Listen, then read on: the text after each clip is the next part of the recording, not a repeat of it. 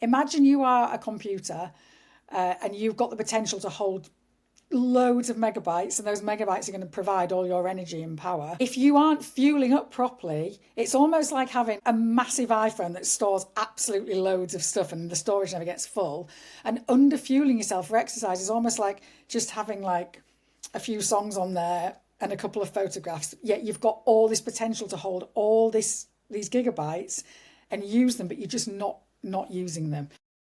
Hello and welcome back to the Strength of G podcast. I'm here today with a special guest. I've got Jules with me. Welcome, Jules.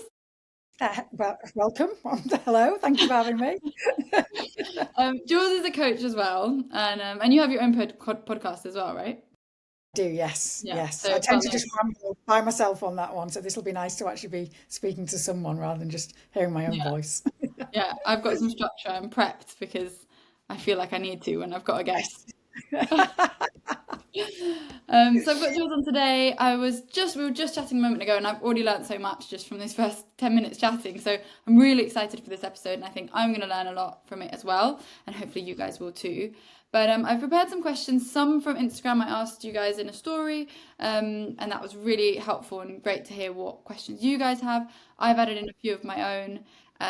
But the point being, the thing that drew me to ask Jules was actually about fueling for training. And it's a question that's come up a few times in my client check-ins as well, where they're like, how do I know if I've fueled enough? And something I know is sometimes I experience dips in energy just before or just as I start training, and it's quite counterproductive.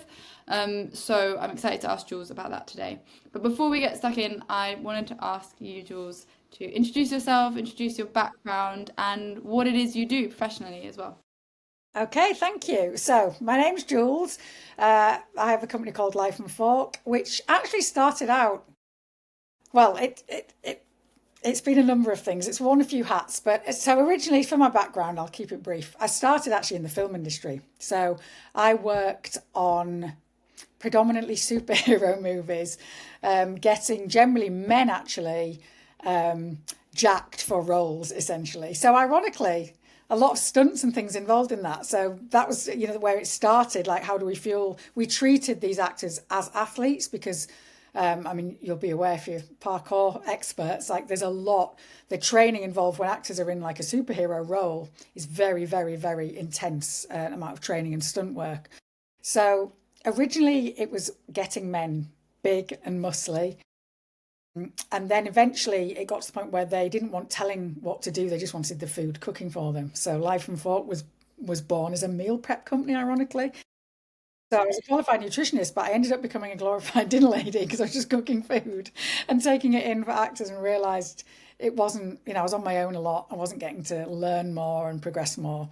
So as the kids got older and life situations changed, I was working down in London and abroad a lot. So I brought things a bit closer to home and started helping, as the usual path, helping friends and family out that were kind of my own age with my own problems, and realized that I took so much more from helping people whose lives you could actually change rather than people who were doing it because they were being paid millions to do it and then sacked it all off the minute the film finished. It was filling my cup a lot more. So I started working with generally perimenopausal women, trying to lure them away from fat loss being a goal and just being healthier as being a goal. And during that time, I've become more interested in movement and pushing myself beyond boundaries, doing things that scare me endurance wise. And I've got a little bit addicted to it now, and addicted to the variety. I keep doing different events to see which ones float to the top. And I think naturally, as I've done that, I've explored performance nutrition more because each event I do, I see as like a fueling experiment, essentially, to practice my nutrition, to try and better it, become more diversified in it. So again, I've naturally picked up a bit more performance nutrition work, but I'd say it was very much in the realms of people just getting into it, not elite athletes. I work at the local football academy with kids. That's really good as well. So that's very performance based. But And you work with nutrition with them. yes, yes. So that's from age 8 up to under 23. So it's brilliant. It's a really good broad spectrum. Yeah. And then now generally working with women like myself who don't proclaim to be breaking any land speed records, but are getting into endurance and are realizing that they can train and train and train, but at some point those long runs start to feel awful. And generally in life, if they're training a lot, they feel awful, and the missing piece is usually nutrition. So I take great joy in making them see the difference that fueling properly for your sport can make, and how much, not only much you can enjoy the act of whatever it is you're doing, but just how much everything in life improves: sleep, mood, recovery, all those things. So it's just become a bit of a, like you said, following Instagram, it's become something I'm talking about more, because I love things that you react to really quickly, and it's something you can put right really quickly and instantly feel the benefit from. So it's become a Yeah. bit of a side hustle. Yeah. That's interesting. The side hustle being what, the fueling enough The for endurance. fueling, because I was always more of like a body image fat loss coach, and the fueling's kind of coming up alongside it now. But it's just, I Yeah. suppose, it's just another string to the bow. And I Yeah. do think we're in an era where endurance sports, and just Mm. women particularly, be more active. The message is becoming clear. Like, people are starting to realize, oh yeah, Mm. this is actually the only Yeah. thing we know works for living a longer, healthier life. So more Yeah. people are picking it up. So there's more, I suppose, exposure to having to look at performance nutrition, because more people are performing. Yeah, and then I guess at the moment, especially, there's a lot of people doing high rocks.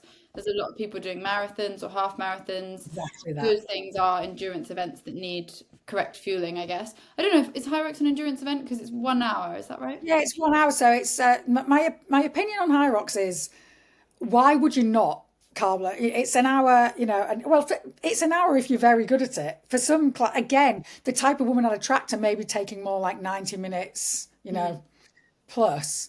And absolutely, I'm just of the opinion, like, if you've got room in your muscles to put more glycogen in, which helps at high intensities, which, let's face it, most people doing high rocks are in the highest heart rate zone for the whole thing.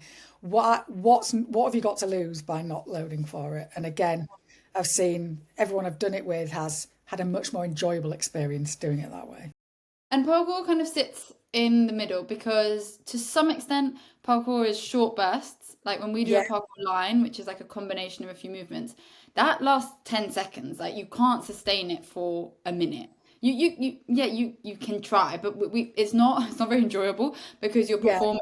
your ability to perform the singular movement rapidly decreases. So it's very explosive, very powerful. However, having said that, the lifestyle and the typical way of training for a parkour athlete or a parkour person is to go out for minimum 2 hours. By the time you get there, by the time you've warmed up and you've gone to an outdoor location, if you do 1 hour, it goes very fast. So Right. people, because there's a bit of like figuring it out or trying things. So minimum 2 hours, and most of us do longer sessions on the weekend.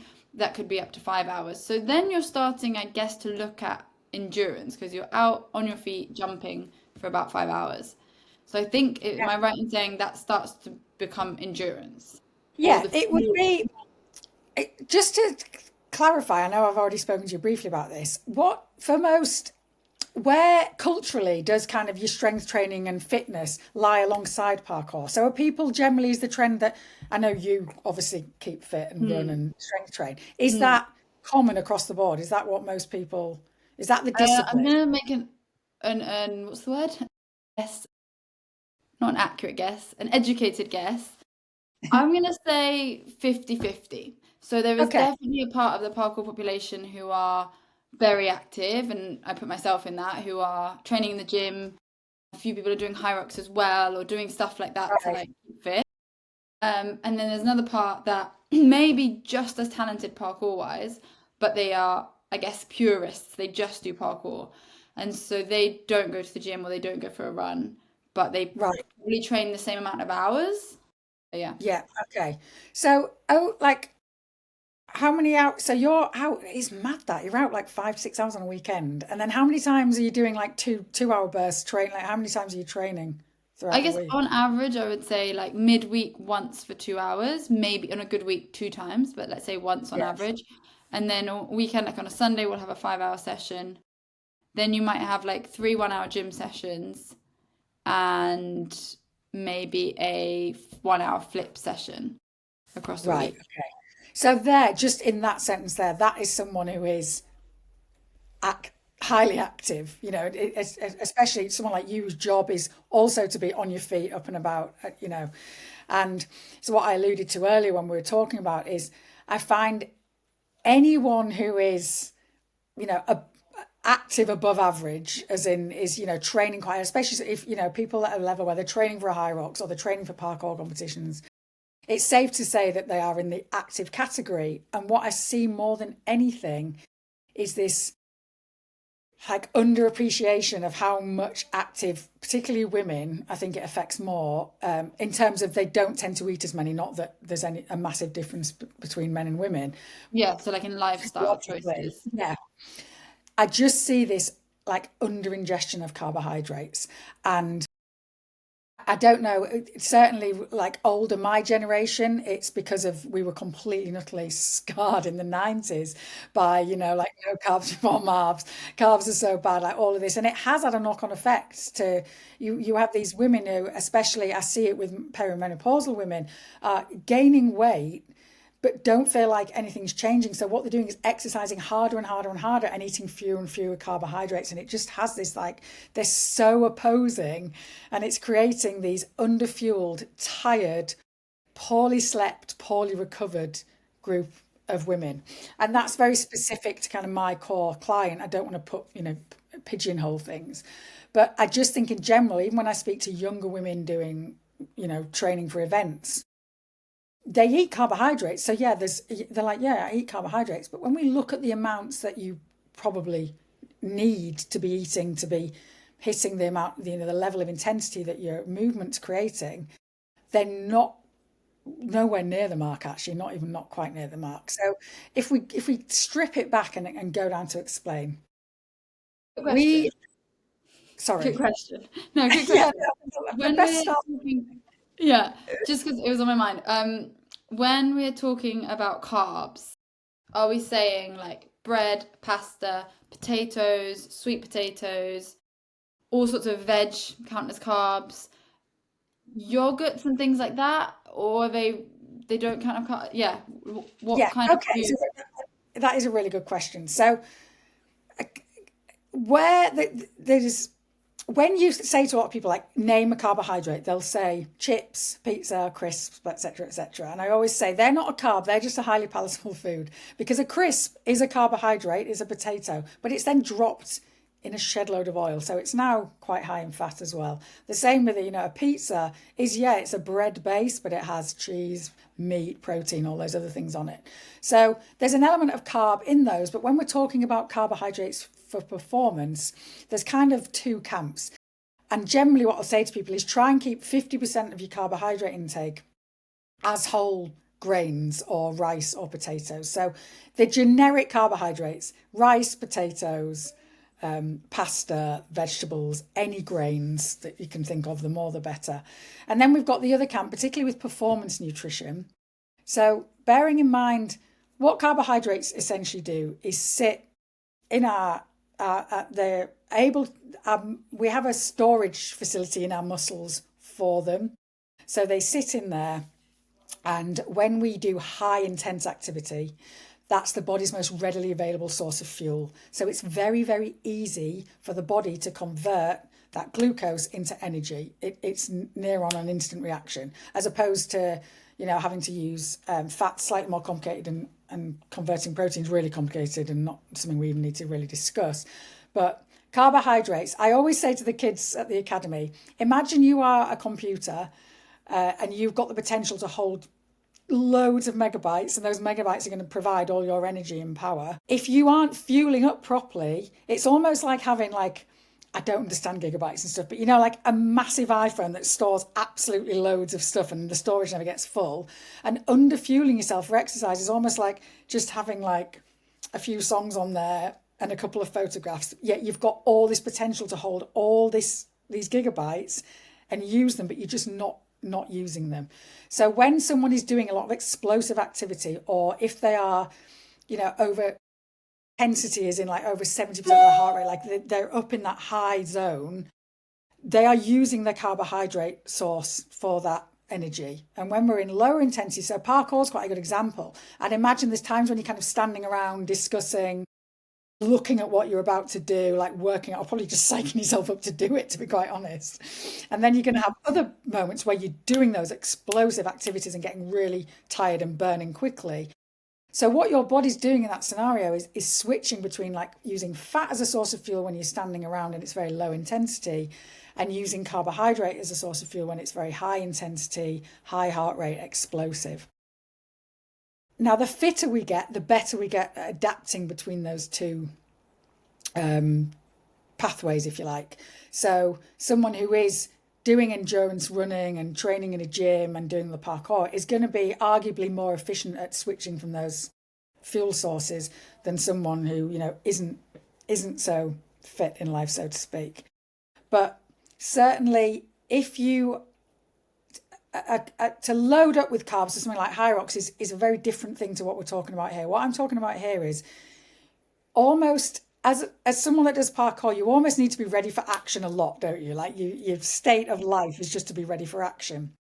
And if you have muscles that are full of glycogen, so they're full, they've stored all those carbohydrates that you've been feeding them, you're just in a much better place to be able to carry out those highly intense things and feel better for doing it and almost enjoying it more without feeling like you said yourself, quite often at training you can feel very like tired and lethargic, and almost it literally feels like the tank's empty, doesn't it sometimes? Like it almost like that's how you describe it. And if someone is saying that to me, or they are telling me I'm constantly tired, or I'm constantly tired but my sleep's terrible, I'll instantly, the first thing that I'll go to is checking in on protein and carbohydrate levels. And I think, correct me if I'm wrong, I think the message about protein is out there now. People understand, especially if they're interested in sport and performance, they understand the importance of protein.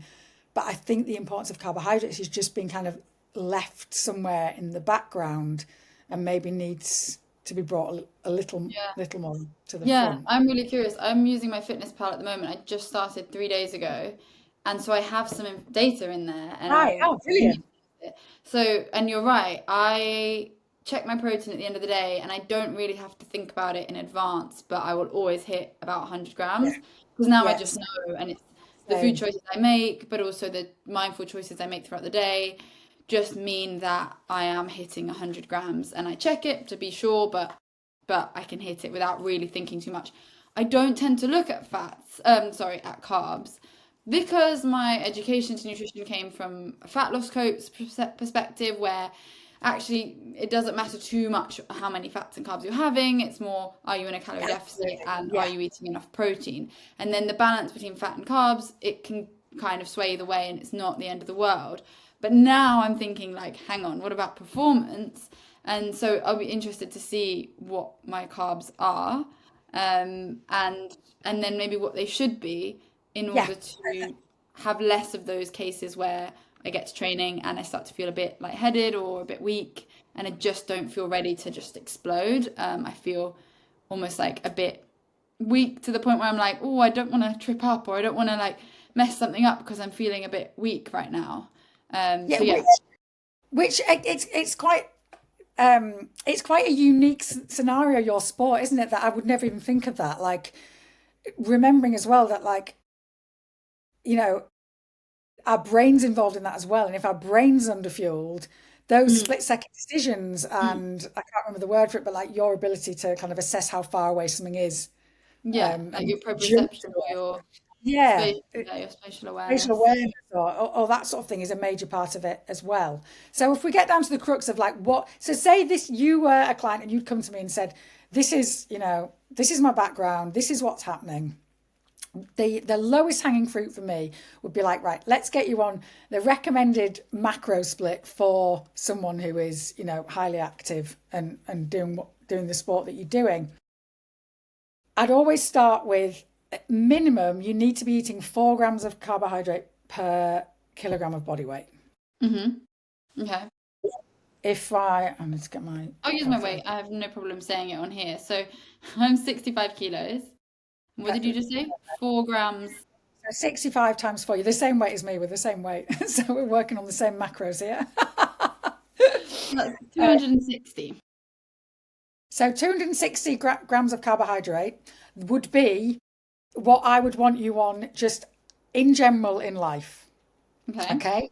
So then if we're going to get if you're going to get to the crux of it, so there's four calories in a gram of carbohydrate. So if we're looking at actual performance wise, how we're going to make that work in your daily calorie goal, the 260 times 4 is how many calories you need to be getting of carbohydrates.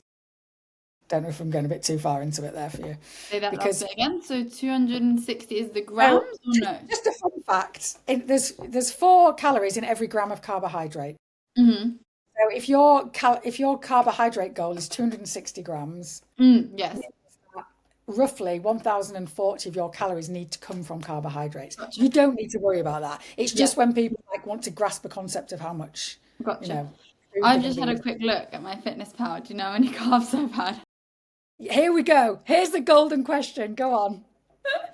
So I only tracked Tuesday and Wednesday. Yeah, those are full days. I'm pretty sure I put everything in. Yeah, I'm pretty sure. 150. Right. So, and I bet, do you feel like you eat quite a lot of carbs? Yeah. Well, yeah. I mean, I was being mindful on these days. These are days where I'm eating really healthily. But I still had a custard tart on one day. So fairly varied diet. But yeah, it came in at both days exactly the same. That's very, very standard. Around that 150. Again, I had a client this week that I was doing this for, and it was exactly that. She was sitting somewhere around 150, 160. Our goal was about the same as ours. So it's not like a million miles away, but it's not where it needs to be. So what we do with someone who's very active is say, right, okay, protein, we just put at 1.6 grams per kilogram body weight. I don't know if that's roughly where you put it at. I don't know, actually. 1.6, yeah, times 65. Yeah, 100, 104, yeah. Yeah. So what we basically do now is go, right, we've got protein at 104 grams. Again, protein, there's 4 calories in every gram of protein. Times that by 4 and add that to the calories that you're getting from carbs. And then wherever they're putting the calories, if they're doing that, I got what we you're then saying. go, right, say your calories goal is, I don't know, 2,500. You look at what your carbs have added up to, you look at what your proteins added up to in calories, and what's left is essentially what you've got either for more carbs or for fat. Gotcha. But your fat should always make up about 20% of your diet. Okay. It sounds really complicated, but it's not. Basically, work out your carb for your weight, work out your protein, and what's left you use for fat. Is a really simplified way to do it. But 20% and not more in fats, is that what you were saying? And we just aim for roughly, there's 9 calories in a gram of fat. So it's easier to work with percentages with fat than it is weight wise in grams like we do with protein and carbohydrate. Essentially, it's the least important macro for endurance-y stuff, but it's a very important macro for life and health and longevity. Obviously, all our sex hormones are made from it. It's a very, it's a really, really slow burning source of fuel, so it's important we have it in there. But I just think sometimes people are just like, how do I know how to have each of everything? And the answer is prioritize protein and carbohydrate, and then just whatever's left can be your fat. Generally so if anyone's confused by that, whatever was left over was fat. But also don't worry too much. You might need to listen to this a couple of times, because we just talked really fast about a lot of grams and calories, blah, blah, blah. That is all quite personal, and you can get into that detail, and a coach can help you.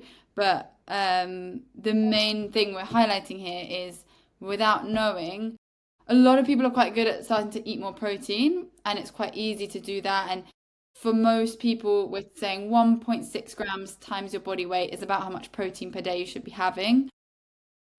which is much higher. Like I've had a lot of clients come to me and turns out they're only eating 40 grams of protein. So Absolutely, often we yeah. need to work on the protein, but once you've ticked that off, it's really interesting, and it's been really interesting for me to look at carbs because I was 100 grams under what you're saying I should be eating in carbs. That sounds like quite a lot.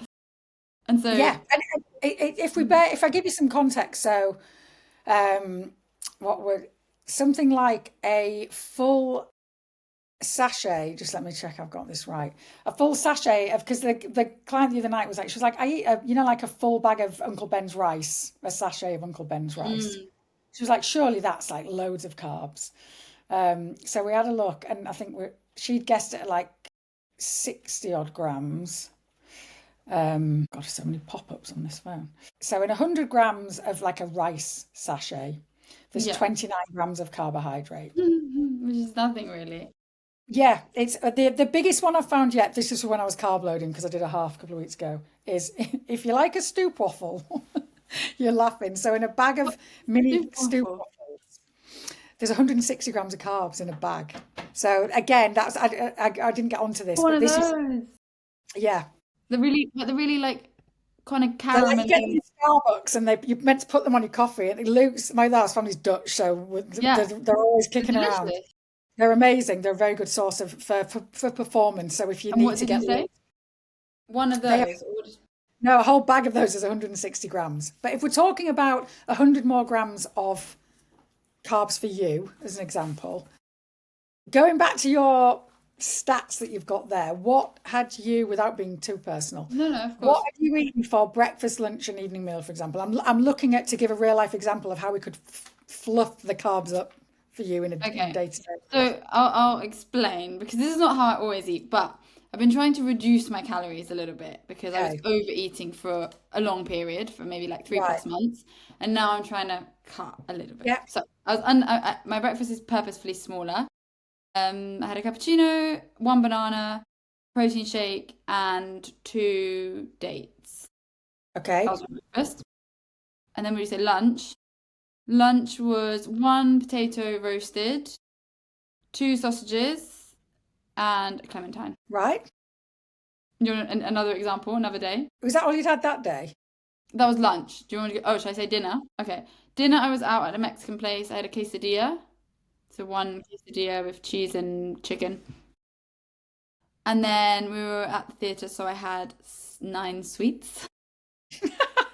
The joys of tracking. And then, and then snacks wise, on here it says I had, okay, it's easy. I had another protein shake and then another sausage, just like one sausage because I'd cooked a whole pack, and then beef jerky, one packet. Okay. Right. So That- say that's just a really good example of a day where we need to add 30 grams of carbohydrate in mhm, there. mhm. A good way to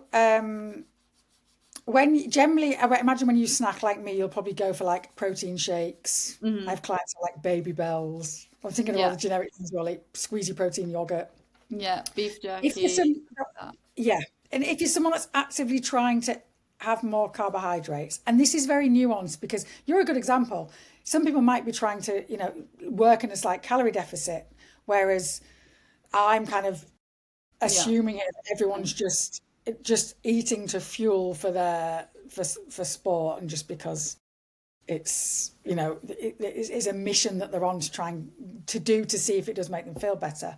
It's just a case of we're so conditioned, like when you snack, try and make it high protein, try and bring some carbs to the party. So if you're having a protein shake, have a Rice Krispies squares bar with it. That's about, mhm. or have chocolate covered rice cakes with your protein snack. That's about 35 grams of carbohydrate, just for context. When you went to the Mexican and had, what did you have? And Quesadilla, like a quesadilla, did wrap. they have rice in?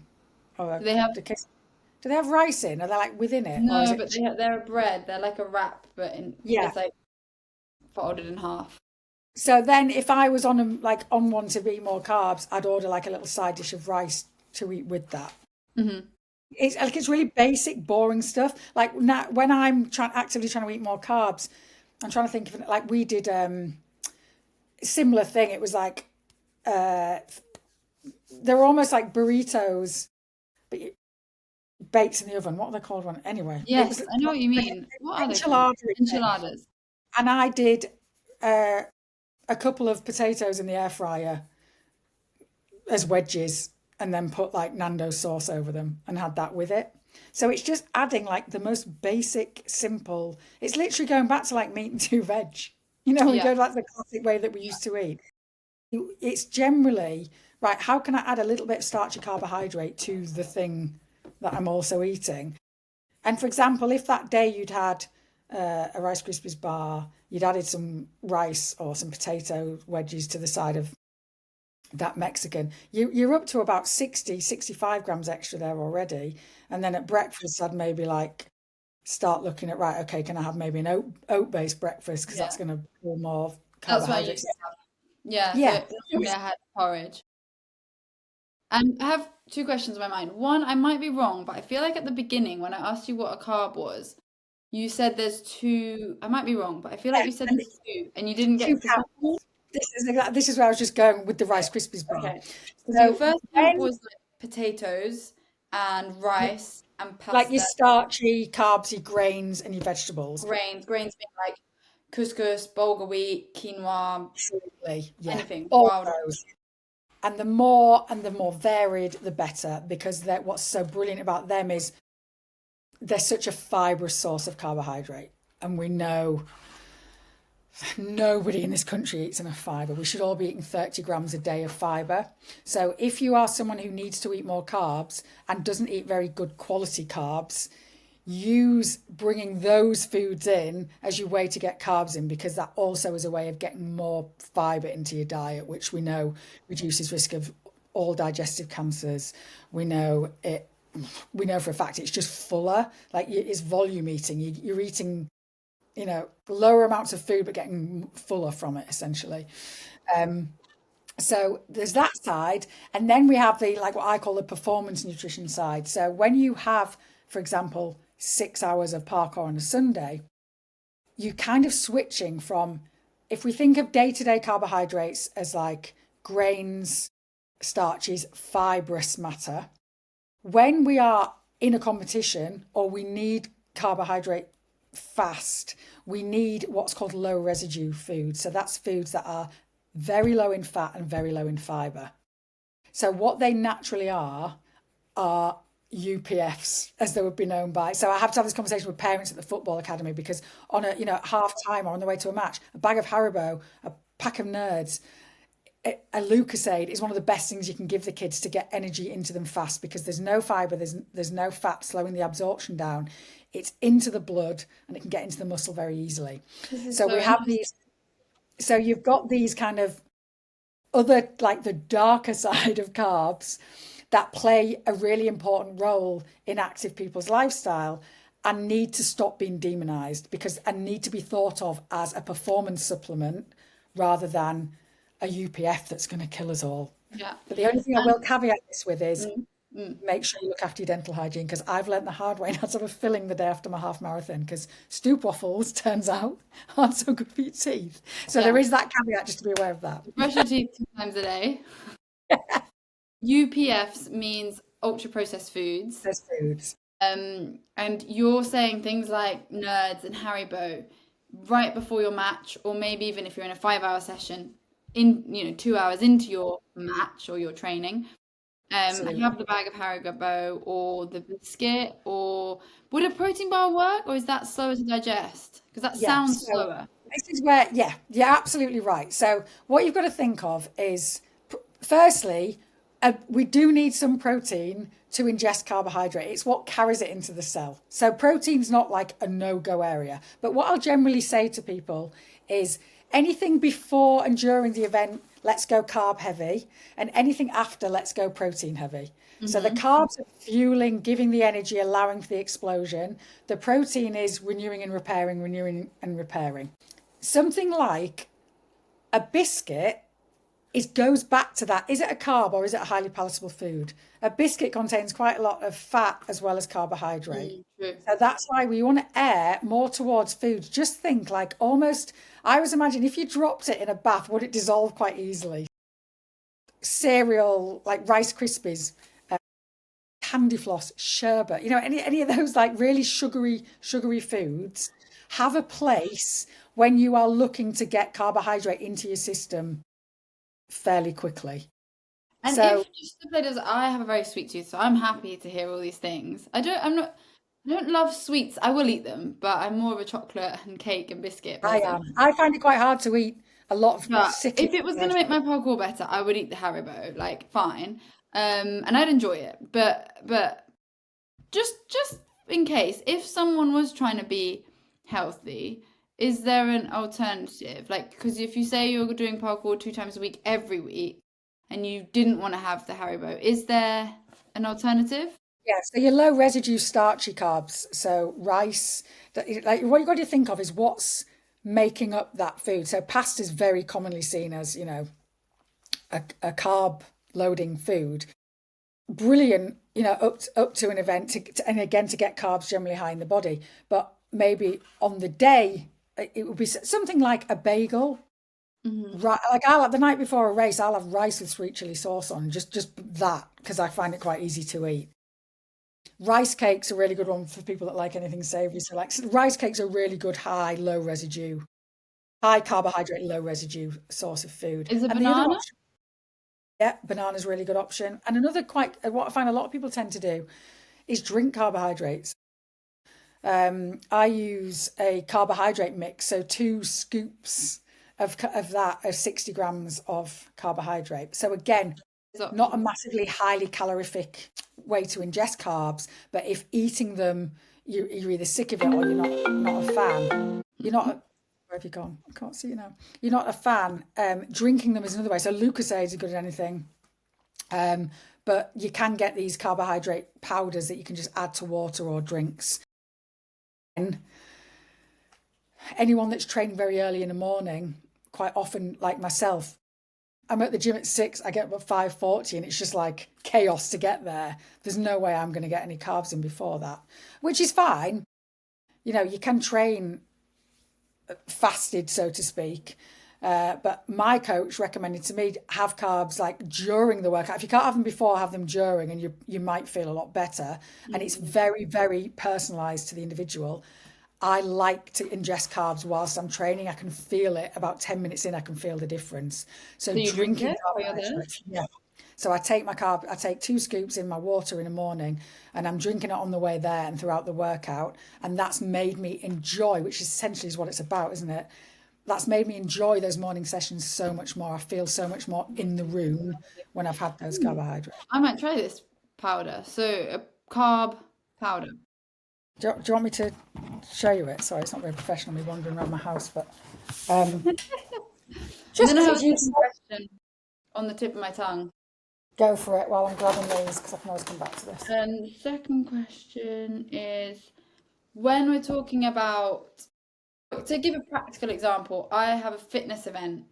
A few times a year, I'll do something to push myself, and I have an event on Saturday that is going to Right. be more fitness than parkour, but it is a little bit of parkour too, which is probably about 5 hours. Depends how quickly I get knocked out, but about 5 hours. Wow, that's Saturday morning. How long before are you carb loading? Is it the day before, 2 days, 3 days? So if we're talking an endurance event, so just to go back a step, our body will is able to store carbohydrates and provide them for roughly about an hour. So after an hour, generally we start to become depleted from carbohydrates. And again, it's very personalized on any individual. But for example, the only study I can think of is because it's relative to football. In academy footballers, after a full game, so 90 minutes, the majority of the players in the team are completely depleted of all carbohydrate stores in the muscle. When someone hasn't fueled appropriately for a half marathon or a marathon, I don't know if you've ever watched a marathon or been stood at like the 23-mile part. It looks like, we always say, it just looks like a war zone. There's people getting, bonking with cramp, like collapsing, getting, injuries, things snapping, all the rest of it, or just exhaustion because they haven't, haven't sustained the fuel there to continue. So anything under an hour, And this is where it goes back to, if you are just eating that 4 grams, it's between 4 to 10, but I've kept it at 4 to be simple. If you are just sustaining that through life, probably, a good carby meal the night before, and making sure you've got carbs throughout the day that are easily absorbed. So those low residue carbs we talked about, so rice cakes, drinks, sweets, anything like that, would probably be enough to get you through. I don't know what the event is, if it's stoppy starty. If you have a half marathon or a marathon, some people just do a full carb load for a high rocks. What that looks more like is it's almost like a 6-day exercise. So we do 3 days, 6 days out for 3 days. You'll do somewhere along those like 4 to 7 grams per kilogram of body weight. And then for 3 days before, you can go up to 10 grams. So that's what I did. The last one I did So it's a 3 lot days. more carbs than we were talking about It's before, even more. a lot. It is literally, it's a full-time job. I always say anyone with that struggles with binge eating should be made to do a carb load, because God, afterwards you're like, I don't ever. It's talk about making like permission to eat all foods, because you have to, and then when you have to, you don't want them anymore. You're like, I don't ever want to eat one of those again.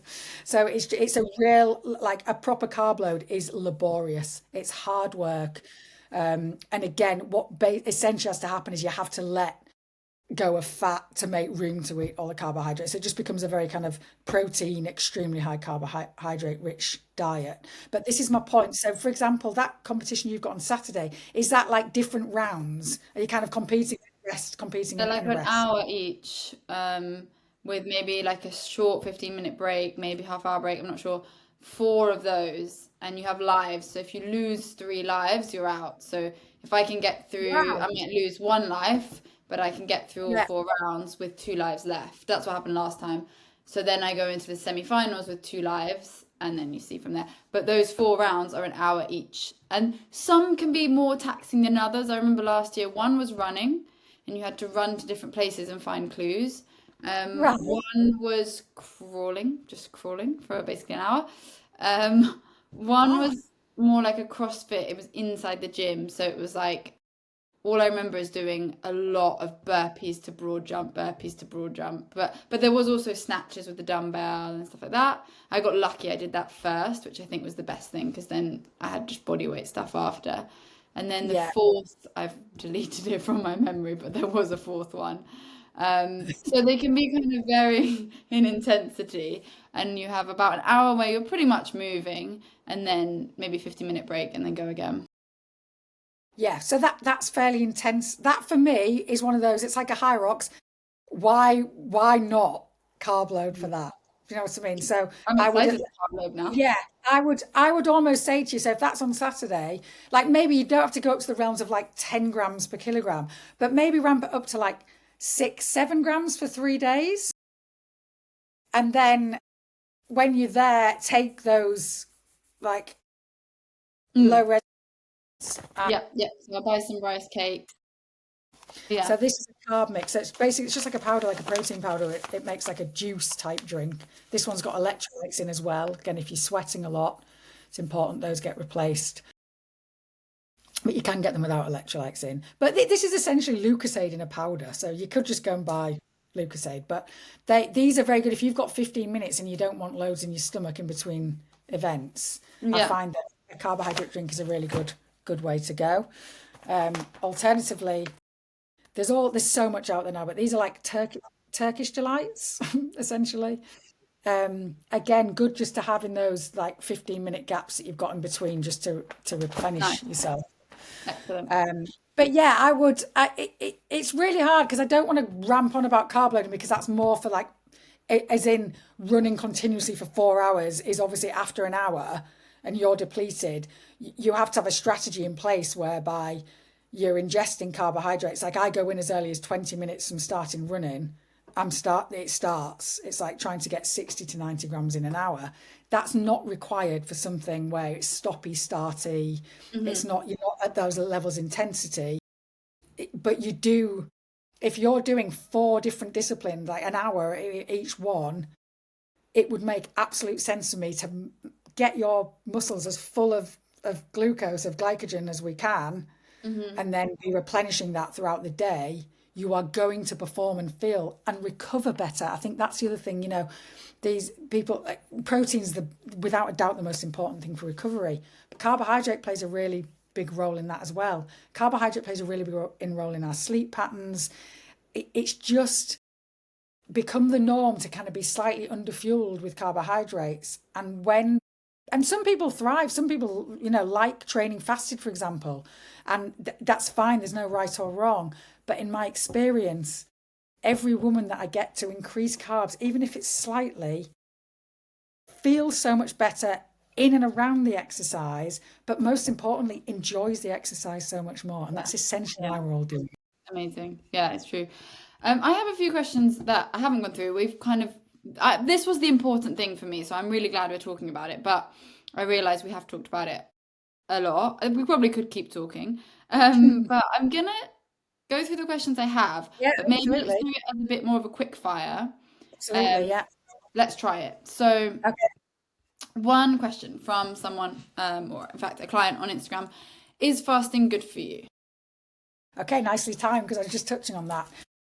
The answer, like most things in nutrition, is it depends. And is it good for what would be the long version of that question. Like, is it good for fat loss? Is it good for energy? Is it good for, what is it good for?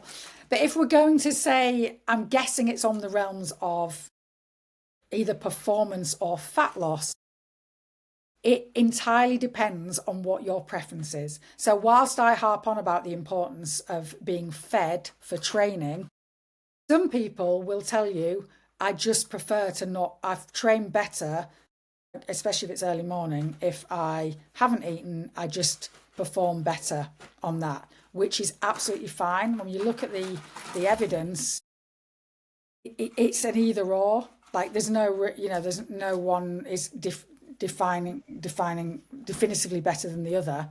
But what I will say is, if you are someone that thinks that you prefer training fasted, but moan a lot about maybe having niggles or feeling tired or not having energy later on in the day, what I urge you to do is try training not fasted and give it a chance. Don't have a bias, and see how you feel after that. But physiologically, from a fat loss perspective, all fasting is doing is shortening the window in which we are able to eat. So is probably going to mean overall you ingest less calories.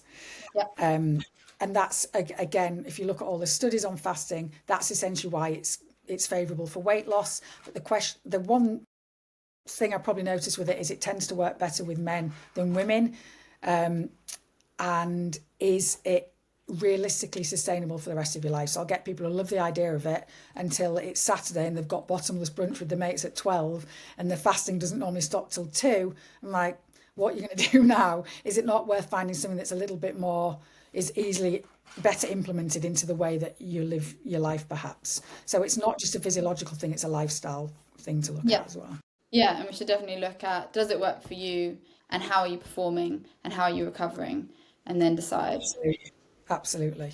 What's the best way for women to fuel around their period? Again, these are quite broad questions, so I appreciate they can be hard to answer, but I guess some tips. This is from a young athlete who's in her early 20s.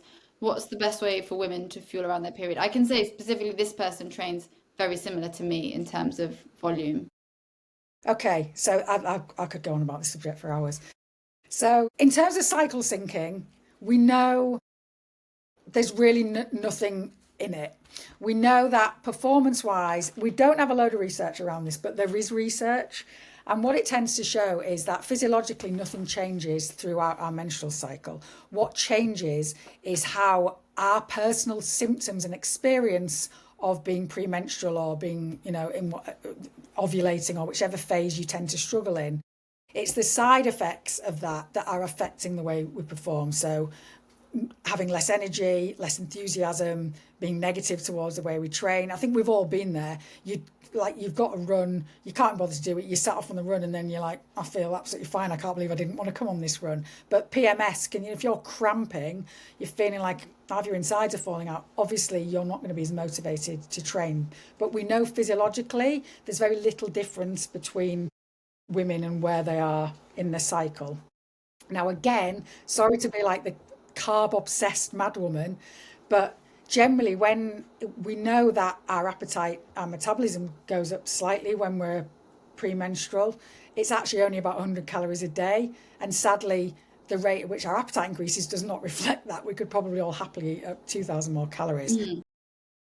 But what generally we see is it's the requirement for carbohydrates, because everyone's kind of underfueling with carbohydrates. And you'll see this when people say, when I exercise more, my appetite goes up.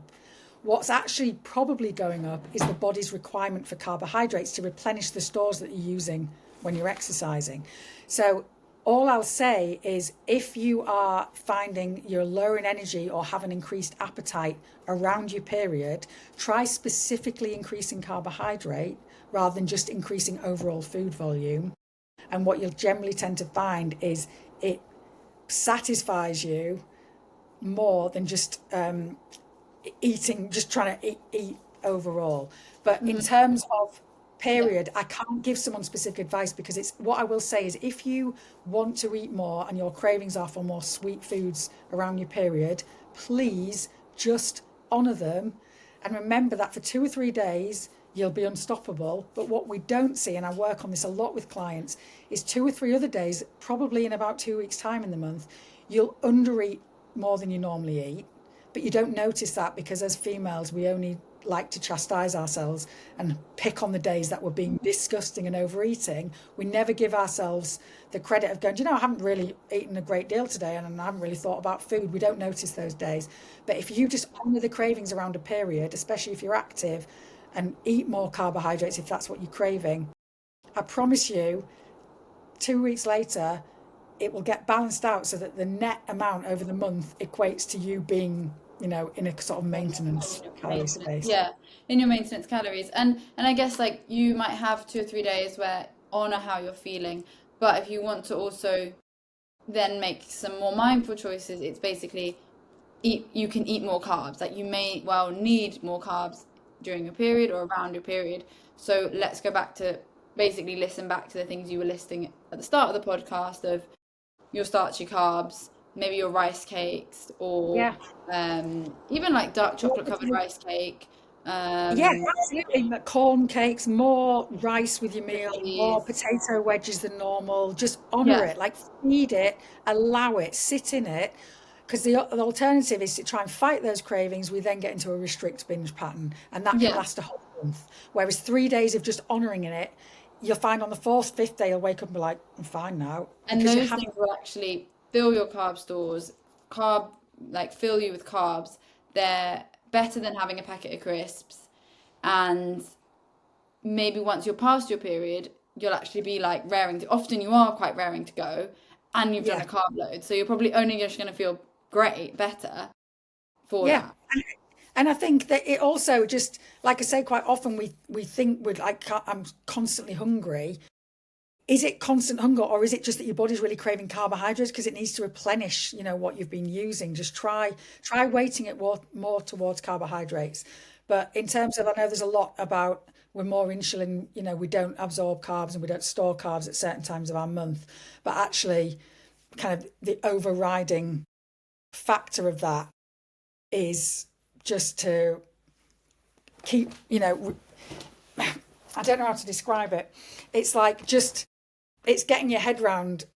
We don't need to be adapting our training to where we are in the cycle. We just need to be making sure that we're fueled right, and that it's almost like just dumb down if you don't feel like training, don't. With my clients, we have the 4 rep rule, so go and do 4 reps. And if you're really knackered, go home. And they never are. They're like, do you know what? Once I started, I was fine. Providing you are fueled properly. Yeah. So, Last two yeah. questions. How much water or liquid is ideal for competition day parkour? So generally, I have a rule of like a mil for every calorie you eat, have a mil of fluid. That's quite a good one to go by.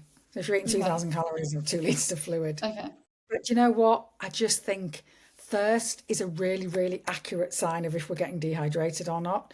So if you are in competitions feeling thirsty all day, that's your sign you need to drink more. And if you are going to the toilet and it's anything but clear or smells, that's your sign you need to drink more. And it doesn't need to be any more complicated than that. Great. Amazing. And then last question, getting protein which doesn't take ages to digest, but isn't eggs or lentils, chickpeas, peas, beans, nuts, or soy. That's because this person is allergic to those things. Right. When I prioritize protein, it always has to be meat because of my allergies or my nutrition protein powder. But I feel like if two of my meals are protein powder, is that not a lot of variety? Yeah, should I be getting more variety than that? Okay. So they are they vegetarian? Oh no, they're eating meat, No, sorry, they but can they're be, yeah, allergic to they all just those other can't eat things. eggs and beans, and so then getting protein, and I think dairy either. So then getting protein is meat or protein Right. powder. I guess the first part of the question was, is protein powder, can I have it twice a day? Is that a problem? No, but they've literally answered their own question. It's not a problem. Like you know, Or is it whey protein? they'll have like, yeah, non-whey, but like a pea protein or something Yeah, else. yeah. So the body knows exactly what to do with that protein. That's fine.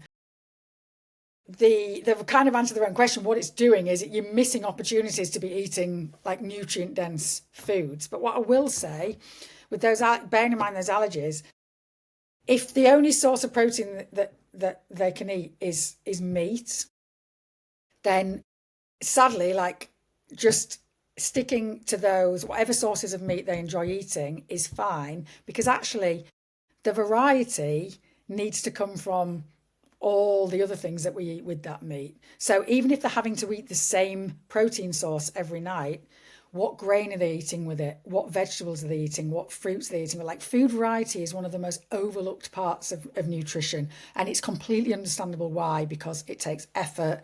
You know, we live in a convenience world. We're all rushing around everywhere. So a really simple way to do it, and I do this with my clients, is whatever that person is eating with their meat and whatever they're snacking on, if it's fruit and vegetables, the next week you go and do your food shop, you're not allowed to buy any of the same fruits or vegetables you bought the week before. If you bought bulgur wheat in a sachet one week, you have to buy pearl barley the next week. Like just week on week, never have the thing that you bought the week before. So although your meat source is the same, which by the way is what most people live like. Most people, families tend to eat chicken and beef, but don't eat lamb or that's quite normal to have. For example, if that person's having to have protein powder twice a day, tag a vegetable or crudities or fruit with that. That's different every week. So you're getting that diversity. The gut microbiome is getting fed all those different foods. Don't Yeah. worry so much about your protein source being the same because you've got allergies. That's just the way it is. But what's going on in and around that protein in the rest of your diet? And can you Yeah. mix it week on week? And that's going to create that food And diversity. even if you're having the same meal for convenience, like a chili con carne, but you can switch the rice to pearl barley. You can switch, you can Absolutely. have the same meal if that's convenient and easy, but you're Yeah. switching the grain. So to Yeah. anything. Yeah. Yeah, and even if you're in, like last night, I had chili with Spanish grains from Aldi, where some weeks I'll have it with rice, sometimes I'll have it with a jacket potato if I'm trying to get more carbs in. So yeah, absolutely that. Just try and mix, and even if you're eating the same meal, what are you snacking on? Is it strawberries one week? Is it pomegranate the next? Is it mango the next? Like just keep mixing things up in and around that. Because that's what no one does enough of, and it's what's like one of the fundamental. If your gut microbiome's getting fed all these different things, it's unlocking all these amazing things in your digestive tract, and that's what health looks like from the Good. inside. That's very reassuring for me. I buy different fruit all the time. Last week Amazing. I ended up in M&S randomly and found, like persimmons. I don't know if that's how you say it. Yeah, that's good. It's good So for nice. M&S is the best for random fruits and Yeah, being able to mix it very up. good. So Amazing. We are going to wrap up there. Thank you so much for your time, Jules. I found that genuinely really, really interesting. And maybe there'll be a prompt in a few months and I'll reach out to you again and we can chat more. Because I think hopefully this podcast brings up more questions for people. So if you're listening to this and you think of a question, just message me it because Please, I love yeah, them. I yeah, love a good question. good, And I want good. you to do what we said today. hmm And please get back in touch and let me know how you I've felt got on it. tonight and tomorrow and then on the day to like get it right and increase my Even carbs. if you just go up to that 4 grams per kilogram just the next couple of days Yeah, and then I'm excited, see how you feel one genuinely. day. I'm So, intrigued. yeah, I can report back to you. Where can people find you if they want to follow you and see more of what you do? Okay, so mainly, as you mentioned earlier, I do have a podcast, the Life and Fork podcast, that comes out every Monday. And generally, the business is run through Instagram, which is life_and_fork. So you'll find me mainly on there. And that is life and fork, as in like a fork you eat with. Yes. Yeah. There you go. Good. Thank you, Jules. I'm going to ask you to stay there for me. Keep this No open problem at all. whilst we download the podcast. But bye to everyone else, and I'll be back very soon with another podcast. Thanks, Jules. Thank you for Bye. having me. Bye.